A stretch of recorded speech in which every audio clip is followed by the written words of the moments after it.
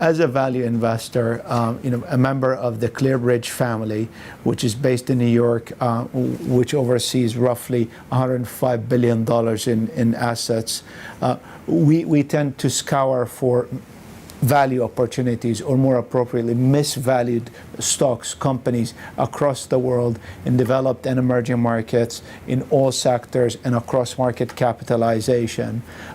As you can imagine, the markets around the world have had a good run since the March 2000 lows, and value opportunities are becoming scarcer. Now, having said that, we continue to find better value opportunities in Europe, particularly in financials, and then sectorally, we have been finding greater value in the two sectors that have lagged the most over the past 5 years, namely energy, the energy sector, and second, the resource sector. There's a greater dispersion or dichotomy.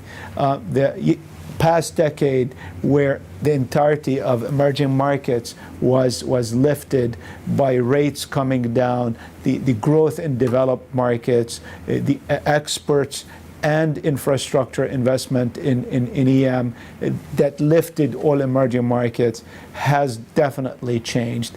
The basket of EMs today, within it, there are various and distinct profiles, from a foreign currency reserve, from a fiscal perspective, from the need to reform, and even valuation within emerging markets. It's quite dispersed.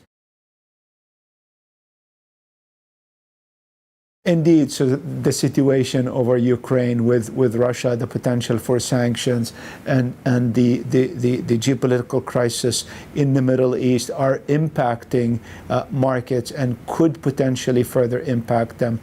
What we're concerned about is the complacency. The markets have not fully absorbed the potential risks and magnitude of those risks.